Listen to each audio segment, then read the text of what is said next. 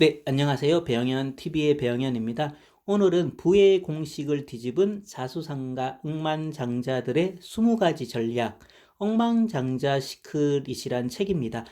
라파엘 베지아그 지음 박선영 옮김인데요. 돈을 벌고 싶다면 디테일을 챙기고 고정관념을 깨라. 5년간 직접 인터뷰 취재를 통해 밝혀낸 전 세계 슈퍼리치들의 탁월한 성공 루틴이 담겨 있는 책인데요. 카카오 김범수 의장의 성공 비결도 전격 공개가 되어 있어서 상당히 좀 흥미로운데요.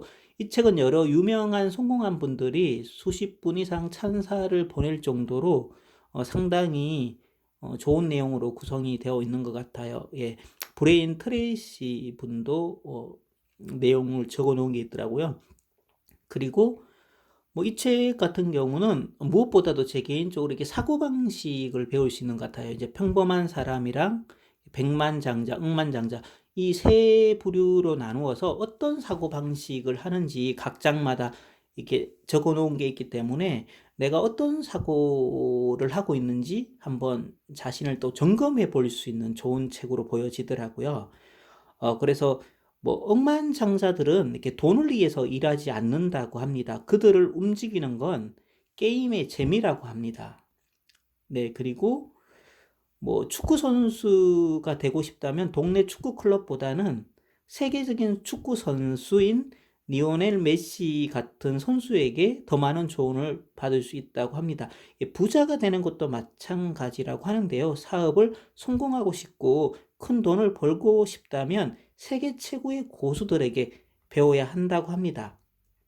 억만장자에 대한 오해가 몇 가지 있는데요. 첫 번째로는 억만장자들은 선진국에서 태어났다라는 생각을 많이 한다고 합니다.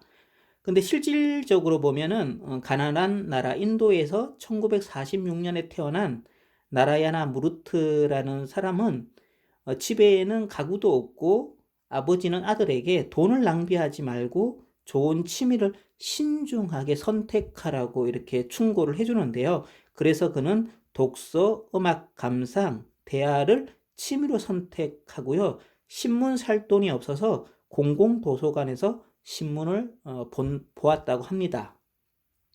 네, 여기서 말하는 억만장자는 하나로 환산했을 때 1조 1천억 원 이상의 그 자산가를 얘기합니다. 보통 백만장자를 이렇게 목표로 하시는 분들은 많으실 텐데 억만장자는 평생 살면서 이렇게 상상조차 하지 못한 분들이 많을 것 같아요. 근데 여기서 선진국에 태어나지 않아도 억만장자가 된 사례, 조국을 떠나서 자수성가한 억만장자가 상당히 많다고 합니다. 그리고 억만장자는 금수저라는 인식이 강할 텐데요. 재산을 물려받은 금수저가 된 비율은 약 25%, 4분의 1 정도라고 합니다.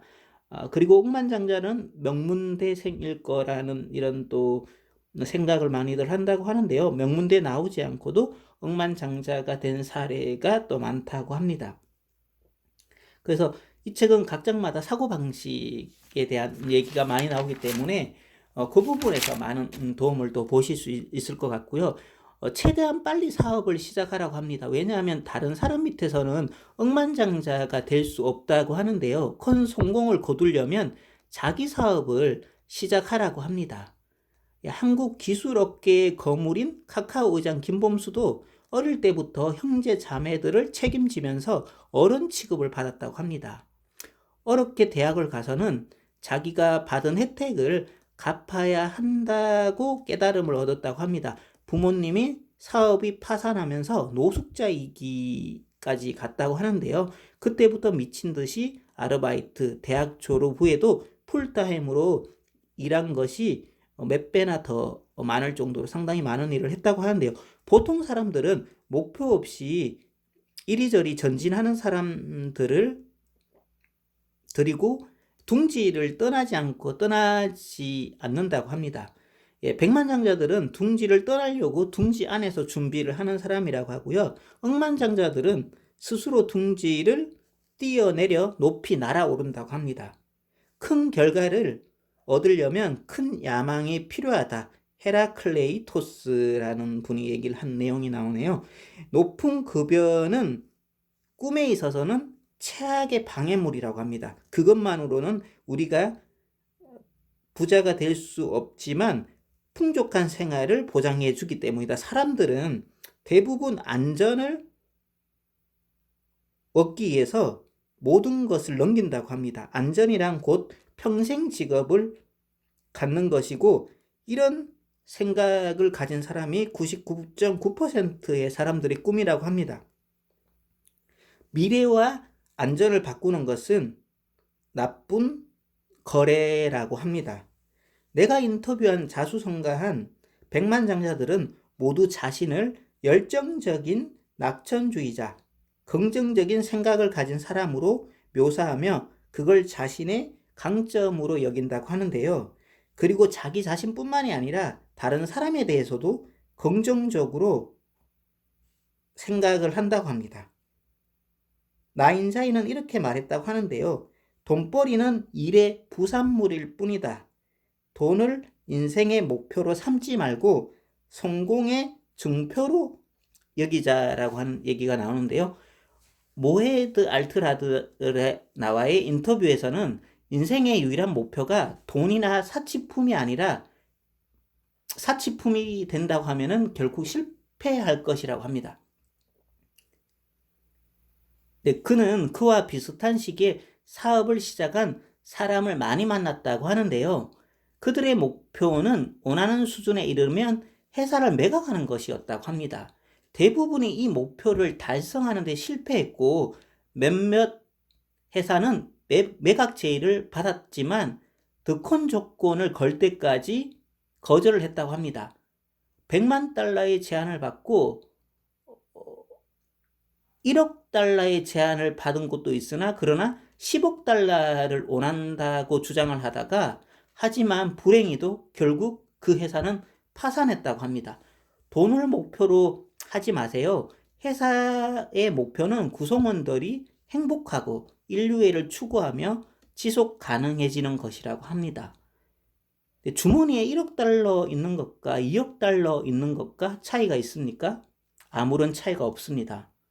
회사의 목표가 돈이라면 실패한 것이나 다름없다고 하는데요. 모바일 메신저 카카오톡을 통해 한국 사회의 커뮤니케이션의 채널을 지배하는 김범수 역시 마찬가지다. 그의 동기는 성공 중심에서 영향력 중심으로 바뀌었다고 합니다. 김범수의 경력을 두 단계로 나눈다고 하는데요. 첫 번째 단계는 한 게임을 시작했을 때, 그때는 주요 관심사는 성공과 많은 돈을 벌고 회사를 성장시키는 것이었다고 합니다.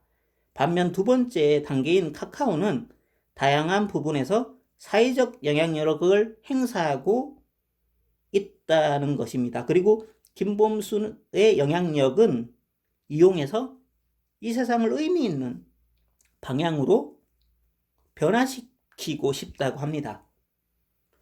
카카오가 특이한 점은 한국 정부보다도 더 빨리 전국에 영향력을 미칠 수 있다는 것이며, 그는 때로 이에 대해서 책임감을 느낀다고 합니다. 이런 식으로 해서 상당히 좋은 내용들이 많이 되어 있기 때문에 한번 보실 분들은 보시면 도움이 되지 않을까 생각합니다.